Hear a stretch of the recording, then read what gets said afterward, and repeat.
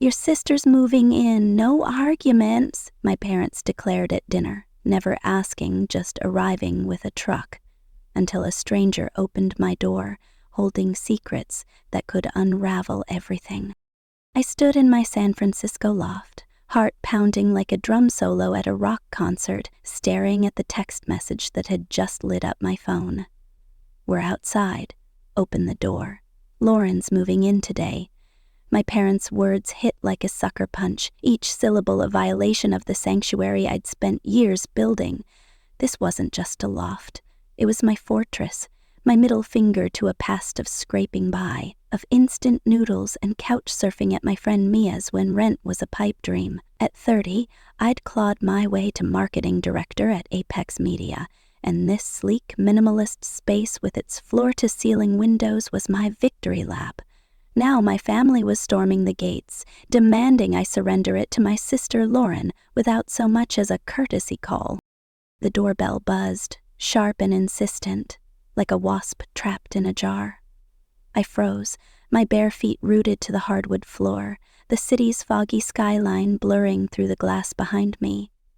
Lauren, 34, chaotic and entitled, was about to invade my life. Again. My parents, David and Susan, had decided this over their signature roast lamb at last Sunday's dinner, their voices dripping with the kind of authority that brooked no argument. I could still hear Dad's baritone. "Lauren's moving in. She needs you. Don't make a fuss. No question, no discussion. Just a command." As if my loft, paid for with my blood, sweat, and overtime, was their personal Airbnb for Lauren's latest crisis. I wasn't ready for this. Not now, not ever. But the buzzing doorbell didn't care about my readiness. It demanded an answer, and as I crossed the room, my phone vibrated again. Another text from Mom. "Don't keep us waiting, Emma. Family helps family." The words twisted in my gut like a knife. Family. That word had been weaponized my whole life. A guilt-soaked battering ram to flatten my boundaries. I took a deep breath, my hand hovering over the doorknob, and braced myself for the storm about to break. Last Sunday's dinner had been a trap, though I didn't see it coming. I'd driven out to my parents' sprawling Bay Area suburban home, a manicured estate that screamed old money and older expectations. The kind of place where every neighbor had a Tesla and a superiority complex. Mom had made roast lamb, the kind that melts in your mouth, and I should have known something was up. She only pulled out the big guns when she wanted something. Dad poured the wine, a Napa Valley Cabernet that probably cost more than my weekly grocery budget, and we sat around their polished mahogany table, making small talk about my new role at Apex Media. "You must be thrilled with the promotion," Mom said, her smile tight, like she was calculating the exact moment to drop her bomb. "Marketing director at 30, that's something." "It's a lot of responsibility," I replied, spearing a piece of lamb. "Long hours, high stakes, but I love it. The team's great, and we're pitching a major campaign next month." Dad nodded, his corporate lawyer instincts kicking in. "Good. Responsibility builds character. You've always been the reliable one, Emma." His tone carried a weight I couldn't ignore, like he was setting the stage for something bigger. Then came dessert. Homemade cherry pie. Another red flag. Mom only baked when she needed to soften a blow. As she sliced into the flaky crust, Dad cleared his throat, a sound that had silenced me since I was a kid. "Emma, we need to talk about Lauren." My fork paused midair. Lauren, my older sister, the golden child who'd never met a responsibility she couldn't dodge. At 34, her life was a revolving door of retail jobs, barista gigs, and dramatic breakups, each one funded by Mom and Dad's endless bailouts. Her latest disaster was a breakup with Nate, a nightclub owner with a temper and a rap sheet, who'd kicked her out of their shared apartment after she maxed out a secret credit card. I'd heard the sob story over the phone, Lauren's tearful voice blaming Nate for being controlling when he dared suggest a budget. "What about her?" I asked, my voice steady but my stomach already nodding. "She's going through a rough patch," Mom said, her tone syrupy with that maternal guilt I knew too well. "Nate threw her out. She's got nowhere to go." "That's awful," I said, meaning it, though I wasn't surprised. "Is she staying with you guys for now?" Dad's eyes met Mom's, a silent signal that made my skin crawl. "No," he said, his voice firm. "She's moving in with you. Your office space is perfect for her. It's settled." The cherry pie turned to ash in my mouth. "What?" I managed, my voice cracking. "You can't just decide that. My loft is a 1-bedroom. That office is my workspace. I work from home 3 days a week. My campaigns, my pitches, everything happens there. You can move your desk to your bedroom," Dad said, waving a hand like my career was a hobby he could rearrange. "Plenty of people work from their bedrooms." "Emma, sweetheart," Mom chimed in, her hand reaching for mine across the table. "Lauren's your sister. She needs family right now. You've got that extra room, and she doesn't need much space." "Extra room?" I yanked my hand back, heat rising to my face. "It's not extra. It's my office. My equipment, my monitors, my files, they're all there." "And what about utilities, groceries, internet? I just got this promotion, but San Francisco's not exactly cheap." "Lauren will contribute," Mom said, though her eyes darted away, betraying her doubt. "Once she's back on her feet." "And when's that going to be?" I pressed, my voice sharper than I intended.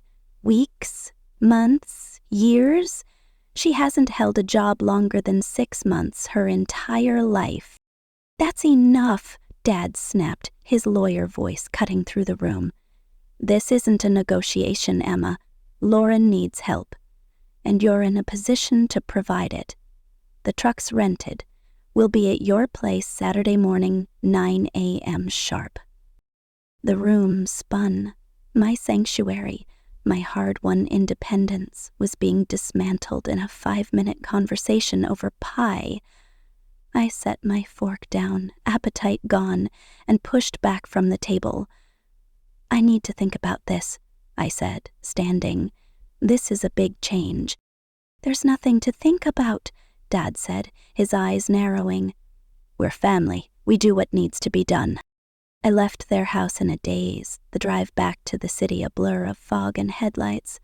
My phone buzzed with texts from Lauren.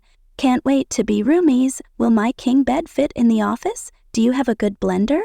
Each one tightening the knot in my chest. Memories of sharing a room with her as kids flooded back, my journals read, my clothes borrowed and ruined, my friends monopolized. Now it would be my professional equipment at risk, my carefully curated peace shattered. That night I couldn't sleep. The city's hum outside my windows, cable cars clanging, distant horns, felt like a countdown to invasion. Around 2 a.m. I heard a noise at my door, a faint scratching like someone testing the lock. My heart leapt into my throat. I grabbed my phone, ready to dial 911, and crept to the peephole. A shadowed figure lingered outside, tall and broad-shouldered, before disappearing down the hall. I didn't sleep after that, my mind racing. Was it a random creep? Or something worse? Lauren had mentioned Nate's associates during her tearful call, shady figures tied to his nightclub empire. Had they followed her trail to me? The next morning I drove to work, bleary-eyed and jumpy. As I navigated the steep hills of Nob Hill, my brakes felt sluggish, unresponsive. My stomach dropped as I pumped the pedal, the car barely slowing at a red light. I swerved into a parking lot, heart hammering, and called a mechanic. "Someone tampered with your brake lines," he said later, his voice grim. "You're lucky you didn't crash." I sat in the shop, hands shaking, wondering if this was a coincidence or a message. Lauren's cryptic hint about Nate's dangerous connections echoed in my mind. "If you don't help me, Emma, we could both be in trouble." I needed a lifeline, so I headed to the Mission, a trendy bar where fairy lights and exposed brick made everything feel less dire.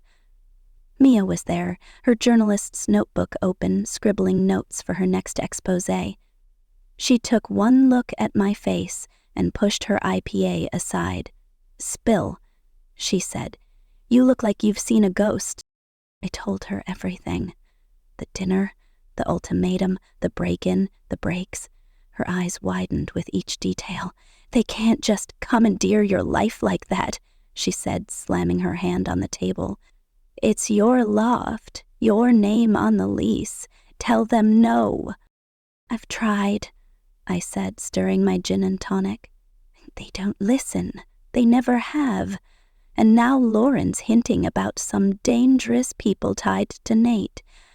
I don't even know what I'm dealing with." Mia leaned forward, her eyes glinting with that reckless spark I both loved and feared. What if the office wasn't available? My cousin Ethan just moved here from Boston for a cybersecurity job at a startup. He's crashing in an Airbnb, hemorrhaging cash. What if he moves in instead? I blinked. "You want me to move a stranger into my loft to block my sister?" "Not a stranger. My cousin," Mia said, pulling up a photo on her phone. Ethan was lanky with dark hair and glasses, looking like he'd rather be debugging code than making small talk.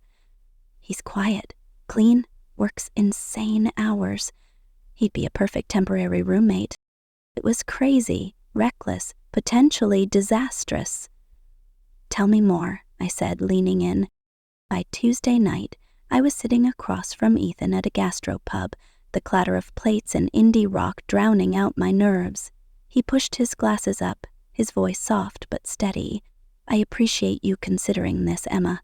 San Francisco's housing market is brutal, and my Airbnb's eating my savings." "I get it," I said, picking at my truffle fries. "But I need to be upfront. This is less about needing a roommate and more about family drama. My parents want my sister to move in, and I'm trying to stop that." Ethan nodded, unfazed. "Mia mentioned something about family pressure. I've got a mom who still tries to plan my life from Boston. Boundaries are hard." We hashed out details: rent, utilities, bathroom schedules. He offered more than I expected for the office space, which was barely big enough for a futon. He worked long hours, didn't cook, and his main hobby was reading sci-fi novels. By the end of dinner, I had a new roommate. By Wednesday, he'd moved in, clothes, laptop, a few books, nothing else. We transformed the office in a whirlwind, my monitors and files crammed into a corner of my bedroom. It wasn't ideal, but it was a barricade against Lauren. That night, my phone lit up with an anonymous email. "Make room for her, or you'll regret it." My blood ran cold. I forwarded it to Ethan, who frowned, his cybersecurity instincts kicking in. "This could be a phishing attempt, but the timing's suspicious. Let me trace the IP." I nodded, my mind spinning. Was this Nate? His associates? Or just a cruel coincidence? Thursday brought worse. I woke to an acrid smell and blaring alarms, smoke pouring from the hallway outside my loft. I grabbed my phone and keys, Ethan right behind me as we joined neighbors fleeing down the stairwell. Firefighters arrived, containing a blaze that had started suspiciously close to my unit. "Looks like an electrical fault," one said, but his eyes lingered on the charred outlet near my door. Arson? I couldn't shake the thought, especially after the break incident and the email. Back inside, Ethan and I sat on the couch, the loft reeking faintly of smoke. "This is getting out of hand," he said, his voice low. "You need to tell your family Lauren can't move in." "I know," I said, my hands trembling, "but every time I pick up the phone I freeze. They'll guilt me, or worse, show up anyway." "Then don't call," Ethan said. "Let them come. I'll answer the door. They won't expect me." It was a gamble, but I was out of moves. Friday night, my phone buzzed with Mom's final text. "We'll be there 9 a.m. Clear the office. Love you." I stared at it, my heart a war drum. Ethan glanced over, raising an eyebrow. "They're coming tomorrow," I said, showing him the message. "I never told them about you." "What's the plan?" he asked. I took a deep breath, steeling myself. "You answer the door. I want to see their faces when they realize their plan's already dead."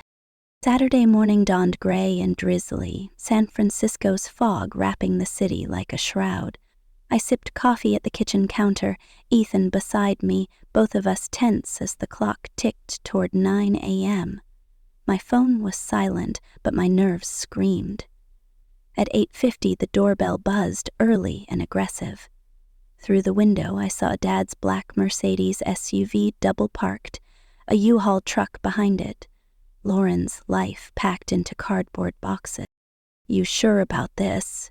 Ethan asked, setting down his mug. "No," I admitted, clutching mine like a lifeline. "But I'm done letting them run my life." The doorbell buzzed again, followed by a sharp knock. Ethan walked to the door, calm as a monk, while I positioned myself in the kitchen, just out of sight. I heard the door open, then silence. Thick, suffocating silence. "Can I help you?" Ethan's voice was polite, tinged with confusion, exactly as we'd rehearsed. Another pause. "I think we have the wrong apartment," Dad said, his voice uncertain. "We're looking for Emma Harper." "This is Emma's place," Ethan said. "I'm Ethan, her roommate." "Roomie?" Mom's voice cracked like glass. "There's been a mistake. We're her parents. This is her sister, Lauren." I stepped into view, my heart pounding, but my resolve ironclad. "Hi, Mom, Dad, Lauren. You're early." Dad's eyes darted between Ethan and me, confusion morphing into fury. "What the hell is going on here, Emma? Who is this guy?" Mom pushed past Ethan, her gaze sweeping the loft. Ethan's books on the coffee table, his jacket by the door, his laptop in the corner. "Emma Jane Harper," she said, my full name a weapon. "What have you done?" Lauren stood frozen in the hallway, her flawless makeup not hiding the shock in her eyes. "You got a roommate to keep me out?" Her voice rose, cracking on the last word, drawing the attention of my neighbor, Mrs. Chen, who cracked her door open to eavesdrop. "Let's take this inside," I said, mortified by the growing audience. "Mrs. Chen, sorry for the noise." "No problem," she lied, her eyes glued to the drama. Dad stepped in, his posture rigid, a corporate lawyer ready to cross-examine. "Young man," he said to Ethan, "I don't know what Emma's told you, but there's a misunderstanding. You need to leave. Now." Ethan didn't flinch. "Sir, I've signed a rental agreement with Emma. I live here." "Randall agreement?" Dad's voice boomed. "Emma, what is he talking about?" Lauren sank to the floor, her flair for drama in full swing. "I'm going to be homeless," she wailed. "My own sister chooses a stranger over me." Another neighbor's door opened. Mr. Patel, probably texting the building's group chat. Perfect. Then the building manager, Mr. Ruiz, appeared at the top of the stairs. "Everything okay? We've had noise complaints." "Everything's fine," I said, my voice tight. "Family discussion, we're taking it inside." "Please do," Ruiz said, his tone leaving no room for argument. "Everyone." "Inside," I said, gesturing to my family. They filed in reluctantly, Ethan closing the door behind them, shutting out the neighbors' prying eyes. The loft felt like a pressure cooker. 5 people crammed into a space meant for one. I pointed to the couch and armchair. "Sit, please." Dad and Mom took the couch, Lauren perched on the arm, sniffing dramatically. Ethan stood by the counter, giving us space but staying present. The silence was deafening, broken only by the faint drip of the kitchen faucet and Lauren's theatrical sniffs. I took a deep breath, unclenching my fists. "I need you to listen. Really listen without interrupting." Dad opened his mouth, but Mom's hand on his arm silenced him. I seized the moment. For as long as I can remember, my needs have come second in this family. Lauren's crises, her recitals, her birthdays, those were the priorities. My 10th birthday was canceled because Lauren got detention, but her Sweet 16 had a live band and a custom cake. In college, I took out loans while you paid off Lauren's credit cards. I ate ramen to make rent while you covered her security deposit. That's not fair, Mom started, but I held up a hand. Let me finish. This loft is mine. I saved for years, painted it myself, bought every piece of furniture with my own money. It's my sanctuary, and you decided, without asking, that Lauren could take it. You didn't consider my work, my life, my boundaries. You just assumed I'd comply, like always. Lauren's eyes flickered, a mix of hurt and defiance. Dad's face was a storm cloud, but he stayed silent. Mom's lips trembled. Her guilt-trip arsenal momentarily disarmed. I gestured to Ethan. This is Ethan, Mia's cousin. He moved in 3 days ago because I chose to protect my space. For once, I put myself first. You did this to spite your sister, Dad said, his voice low and dangerous. You'd rather live with a stranger than help family. Yes, I said, the word a liberation. Because family doesn't get to dictate my life, not anymore. Mom's voice broke. Emma, we just want what's best. Lauren's in trouble. She needs you. He's always in trouble, I shot back, and you've always bailed her out. But you don't get to make me your solution. Lauren stood, tears streaming. So, you hate me that much? I'm homeless, Emma. Where am I supposed to go? You could stay with Mom and Dad, I said. Their guest room's been under renovation for years. Or is it Dad's convenient allergies again? Dad's face flushed. Now wait a minute. No, Lauren interrupted, her voice sharp. She's right. Why can't I stay with you? Why push me onto Emma? Mom floundered. Your father's allergies, and the guest room isn't ready. Relief over bullshit. Lauren snapped, shocking us all. You just don't want me. You're tired of my messes, so you're dumping me on Emma. The room froze. I saw it then, the truth dawning. My parents weren't helping Lauren. They were offloading her to preserve their own peace. They'd run out of patience, but instead of setting boundaries, they'd tried to make her my problem. You weren't trying to save Lauren, I said, my voice quiet but cutting. You were saving yourselves. The silence was heavier than the fog outside. Lauren wiped her eyes, her voice thick. Wow, nobody wants me. That's just great. She turned to the door. I'll wait in the car, figure out what to do with my stuff. She left, the door closing softly behind her. Mom's eyes glistened. We were trying to do what's best for everyone. By deciding for everyone, I said. That's not love. That's control. Dad stood, his face aged a decade in minutes.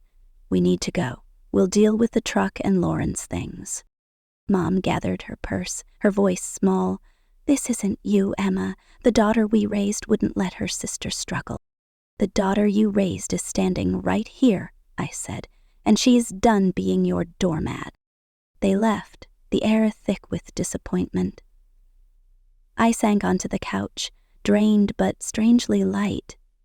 I'd faced the confrontation I'd dreaded my whole life, and I was still standing. My loft was still mine. For the first time, I'd held a boundary and survived. A soft knock broke my thoughts. I opened the door, expecting Ethan, but Lauren stood there, eyes red but dry. Can we talk? She asked. Just us? I hesitated, then stepped aside. She entered cautiously, like a guest in a stranger's home. Mom and Dad left? I asked. She nodded. They're in the car, probably plotting. Dad's doing that steering wheel tap thing he does when he's pissed. I smiled despite myself, picturing it perfectly. Want coffee? Ethan got a French press. Sure, she said, perching on the couch. He seems nice. Mia's cousin, right? Yeah, I said, grinding beans, grateful for the distraction. Moved here from Boston. Cybersecurity guy. And you just happened to find him the week I needed a place. Her voice was quiet, not accusing. I turned, choosing honesty. I called Mia after Sunday's dinner, freaking out. She suggested Ethan to block you moving in. Lauren nodded, absorbing it. So you really didn't want me here that bad? It's not about you, I said, pouring coffee. It's about them deciding my life without asking. It's about years of my needs coming last. She wrapped her hands around the mug, staring into it. You know what's weird? I didn't want to move in either. I knew your place was small and we're not exactly close, but they insisted it was the only option, that you'd be fine with it. I sat across from her, stunned. You didn't want to? She shook her head. I wanted to say no, but it's easier to go along than fight them. You know how they are. I do, I said, the words heavy with shared history. We've both been playing their game too long, haven't we? Lauren's eyes met mine, a flicker of understanding passing between us. You're the responsible one. I'm the screw-up. You succeed. I crash. Always the same script. When did you get so insightful? I asked, half joking. She gave a sad smile. Therapy. 6 months now. Nate's idea, actually. I have a gambling problem, not just shopping. I bet online when I'm stressed, chasing the rush. It's why he kicked me out. I lied about stopping. I nearly dropped my mug. Gambling? You're in therapy? Didn't tell anyone, she said. Too ashamed. The golden screw-up, finally admitting she's a mess. I'm sorry, I said, meaning it. That's heavy. It is, she said, sipping her coffee. But I'm jealous of you, Emma. Always have been. You've got your shit together. Career, loft, independence. I'm 34 and starting over again. I laughed, bitter. Jealous of me? You were the favorite, the pretty one, the fun one. I was always scrambling to keep up. God, we're pathetic, she said, a real laugh breaking through. Envying each other while Mom and Dad pull the strings? We sat in silence, the first honest moment we'd shared in years. What now? I asked. Where are you going? I don't know, she said. Not Mom and Dad's. That'd tank my therapy progress. Most of my friends are bad influences. But maybe Chloe. Her boyfriend just moved out and she needs a roommate. Chloe from college? I asked. She's solid, right? Yeah, Lauren said, thoughtful. She knows about my therapy, my gambling. She'd keep me accountable. I might know someone at a PR firm, I said. One of Apex's clients. Entry level but steady. I could make a call. Her eyes widened. You'd do that? After all this? You're my sister, I said simply. I want to help, just not by giving up my home. She nodded, a tear slipping down her cheek. I get it now. I'm sorry I didn't before. Ethan's text pinged. Safe to come back? I replied yes, then looked at Lauren. This might be the first real talk we've had since we were kids. Probably, she said, smiling faintly. It's weird, but good. Ethan walked in, carrying a bakery bag, hesitating when he saw Lauren. Sorry, should I? It's fine, I said. Ethan, this is Lauren. Lauren, Ethan. The roommate, she said, shaking his hand. Sorry about the drama earlier. Family's complicated, Ethan said, his smile easy. I get it. Lauren stood. I should go. Mom and Dad are waiting and we need to figure out the truck. Let me know about Chloe and that job. I will, I said. She hesitated, then gave me a quick, awkward hug. Thanks, she whispered. For the coffee. And everything. After she left, Ethan set the bakery bag on the counter. That went better than I expected. Surprisingly, yeah, I said, still reeling. We actually talked like adults. Your parents? He asked. I sighed, checking my phone. Mom's text had arrived, right on cue. I hope you're happy, Emma. Lauren's devastated. Call when you're ready to apologize. I showed it to Ethan, who winced. Classic guilt trip.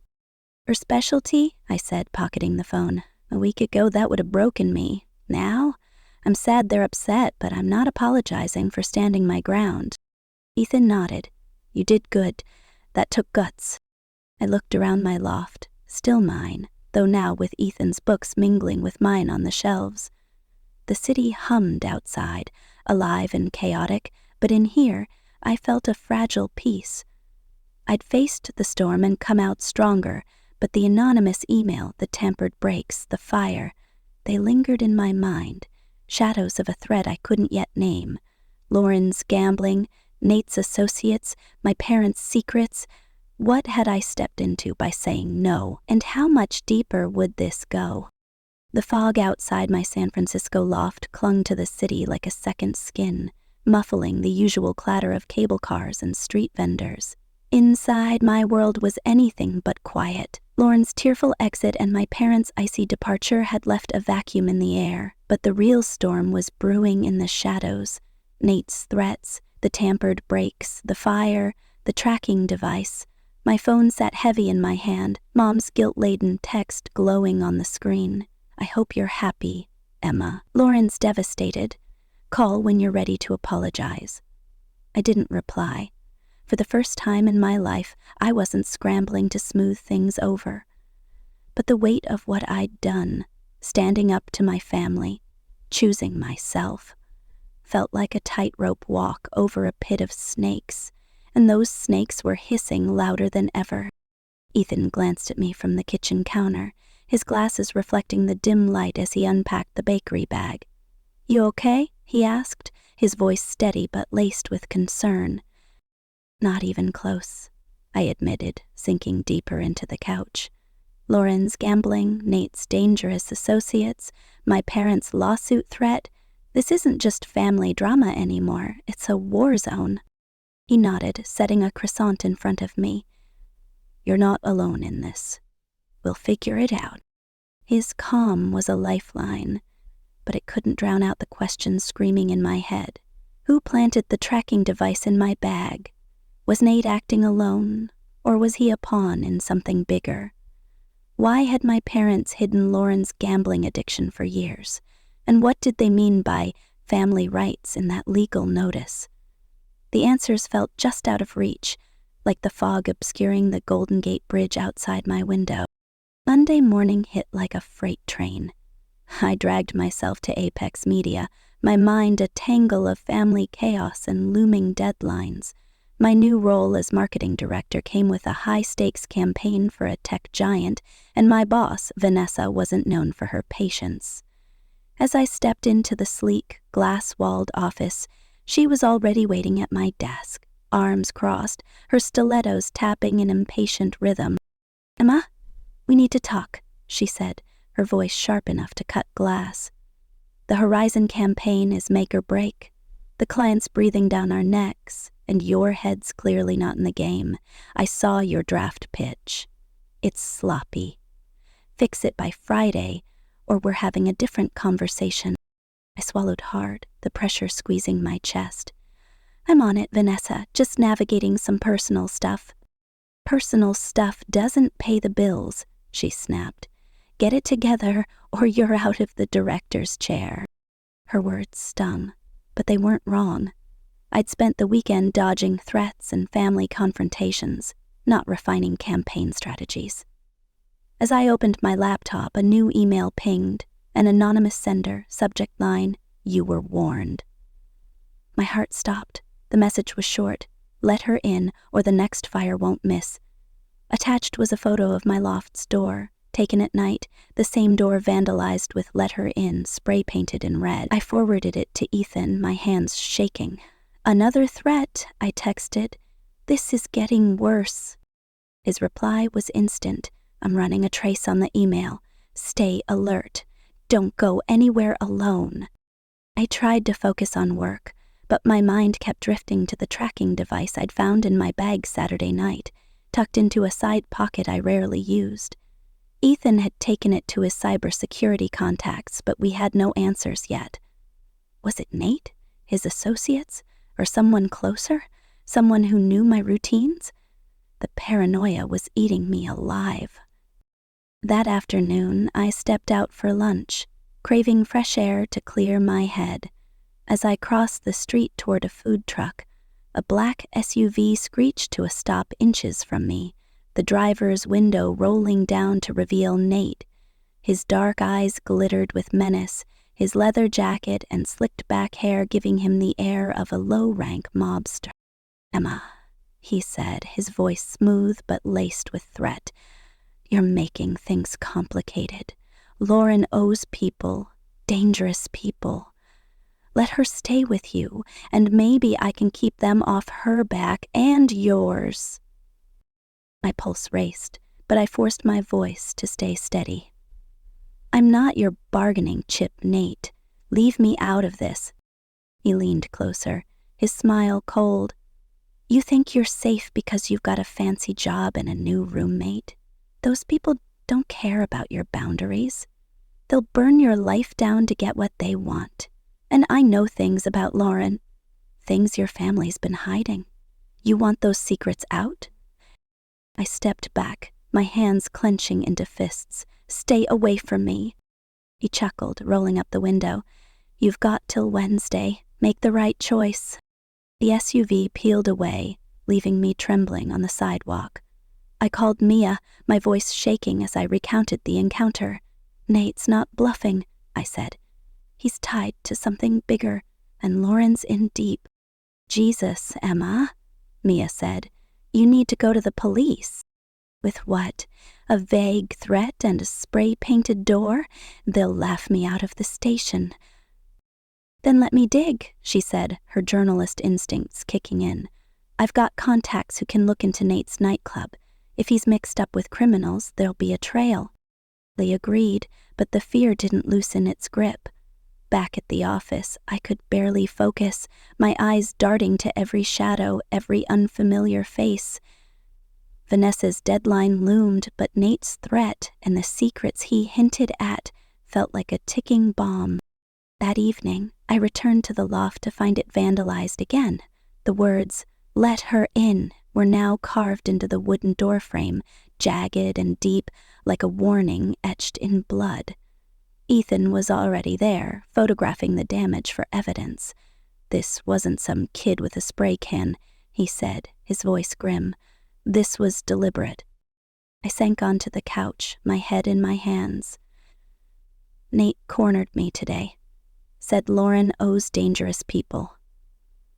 He's giving me until Wednesday to let her move in, or else." Ethan's jaw tightened. "We need to know what we're dealing with." I got a partial trace on that email.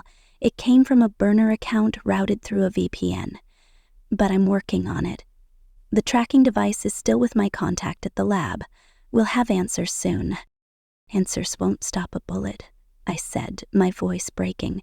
"What if Nate's people come after us, or Lauren?" "And we fight back," Ethan said, his calm resolve anchoring me. "But first, you need to talk to Lauren. She knows more than she's letting on." I nodded, pulling out my phone to text her. "We need to meet. Tonight. Somewhere public." Her reply came quickly. "Chloe's place, 8 p.m. I'll explain everything." Chloe's apartment was a cozy, cluttered space in the Castro, filled with mismatched furniture and fairy lights. Lauren opened the door, her eyes red-rimmed but her makeup flawless, as always. Chloe, a petite brunette with a warm smile, offered me a glass of wine. "You're safe here," she said, sensing my tension. Lauren sat on the couch, twisting her hands. "I didn't want to drag you into this, Emma, I swear." "Then tell me the truth," I said, my voice firm. "What's going on with Nate, his associates, your gambling?" She took a shaky breath. "It started small.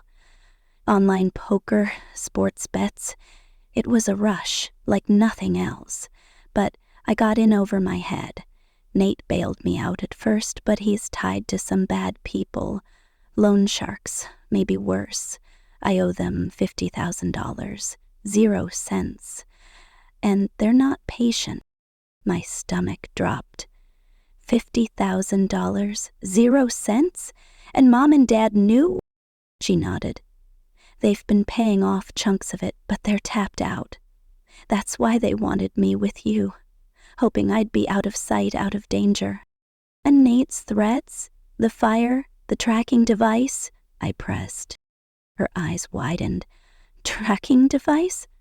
Oh God, Emma, I didn't know it was this bad. Nate's desperate. He thinks if I'm with you, he can pressure you to pay up. You've got a big job, a nice place. They see you as a cash cow." I stood, pacing the small living room. "So, I'm the collateral damage because you couldn't stop betting, and Mom and Dad thought dumping you on me would fix this?" "I'm sorry," she whispered, tears spilling. "I didn't want this. I'm trying to change. Therapy, a budget, but it's hard."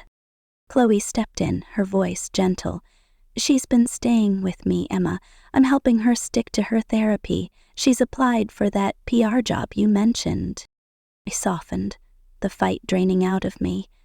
"I don't hate you, Lauren, but I can't be your shield. Not like this." "I know," she said. "I'm moving in with Chloe permanently. I'll figure this out. Just stay safe." Back at the loft, Ethan was waiting with news. "The tracking device. It's high-end, not some cheap GPS. My contact thinks it's tied to organized crime, and the email trace hit a dead end. But the VPN's linked to a server in Oakland, near Nate's nightclub." My blood ran cold. "So it's real. They're watching me." "We need a plan," Ethan said. "I can beef up your loft's security, cameras, a better lock, and Mia's digging into Nate's connections, but you need to decide how far you're willing to go." I nodded, my mind racing. The legal notice from my parents, claiming family rights to my lease, was another blow. I called my lawyer friend, Ryan, who laughed bitterly when I read it to him. "It's a bluff," he said. "They have no legal standing, but it's a power play. They're desperate. Desperate." That word echoed through every corner of my life. Lauren's debts, my parents' control, Nate's threats. And then there was Vanessa's ultimatum, the campaign deadline looming like a guillotine. I felt like I was drowning, every choice a potential landmine. Tuesday night, I was working late at the office, tweaking the horizon pitch, when the lights flickered. A loud crash echoed from the parking garage.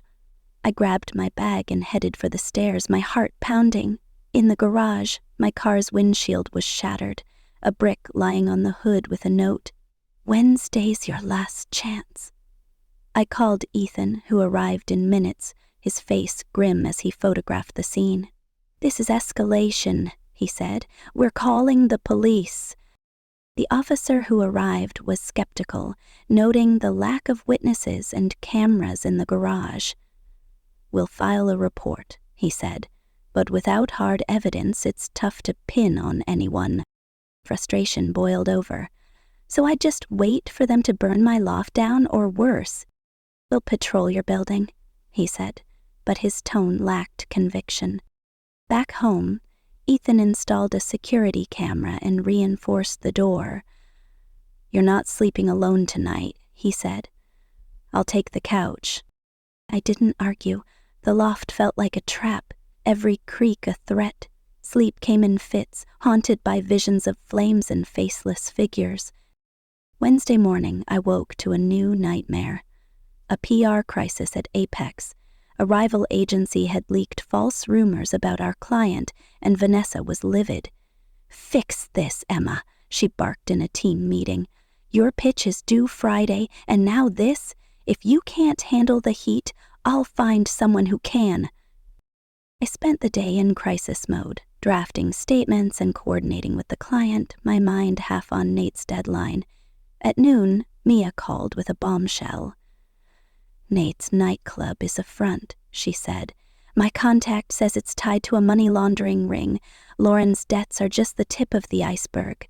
These guys don't mess around, Emma. You need protection." I hung up, my hands shaking. Protection. Police who didn't believe me, a family who betrayed me, a job on the line. What protection? I texted Lauren. "Nate's tied to a laundering ring. How deep are you in?" Her reply was frantic. "I didn't know it was that bad, I swear."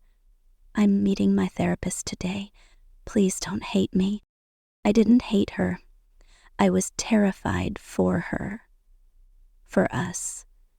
That evening, I met her at a crowded coffee shop in the Mission, her face pale under the fluorescent lights. "I'm out of it," she said. "I cut contact with Nate.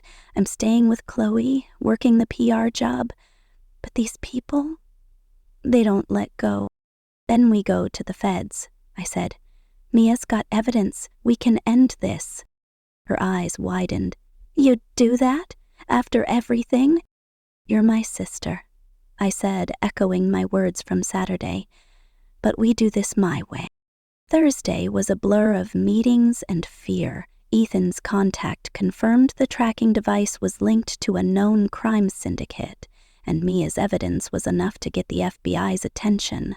I met with an agent, a no-nonsense woman named Torres, who took my statement and promised to investigate.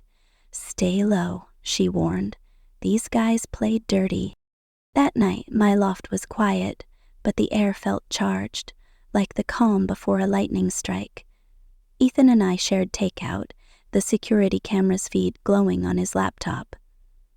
"You're handling this better than most," he said. "I'm faking it," I admitted. "I'm one bad email from falling apart." He smiled, his quiet strength a balm. "You're tougher than you think. And you've got me." Friday morning, the Horizon pitch was due. I walked into the boardroom, my heart pounding, but my slides were flawless, my voice steady. Vanessa nodded, a rare flicker of approval in her eyes. "Good work, Emma. This might save us." As I left the office, my phone buzzed. A text from Lauren. "I got the PR job, starting Monday, thank you." I smiled, a spark of hope igniting, but it was short-lived. Outside, I found my car tires slashed, another note tucked under the wiper. "You can't hide." I called Torres, who escalated the case. "We're closing in on Nate," she said. "Stay with someone tonight." I went to Mia's, where she and Ethan were waiting with pizza and a plan. "We're not letting them win," Mia said. "I've got a story ready to blow Nate's operation wide open. The feds are moving in tomorrow." Saturday, 1 week after the confrontation, Mia hosted a dinner at her place, a neutral ground for my family. The table was set with candles and her famous lasagna, but the air was thick with tension. Dad sat stiffly, Mom smile strained, Lauren fidgeting beside Chloe. Ethan was there, his presence a quiet anchor. The meal was civil until Lauren broke the silence. "Are we going to talk about this, or just pretend everything's fine?" Mom's fork clattered. "Lauren, please." "No," Dad said, surprising us all. "She's right. We owe Emma an apology." I nearly choked. Dad apologizing was rarer than a clear day in San Francisco. Your mother and I have been seeing a family counselor," he continued. "We thought we were protecting you both, pushing Emma to succeed, shielding Lauren from consequences. But we were wrong. We love you," Mom said, tears in her eyes. "We never meant to hurt you." "I know," I said, my voice soft, "but you did, and I'm done letting you decide my life." Lauren reached for my hand. "I'm sorry too. For everything. I'm trying to fix myself." The room felt lighter, the weight of years lifting just enough to breathe. We weren't fixed, but we were talking, really talking. As we cleared the plates, Torres called. "Nate's in custody," she said. "We raided his club. You're safe." I exhaled, the knot in my chest unraveling. The loft was mine, my boundaries intact. Lauren was rebuilding, my parents were trying, and I'd faced the fire, literal and figurative, and come out stronger. The threats weren't gone, the secrets not fully unraveled, but for now, I had my life back, and that was enough.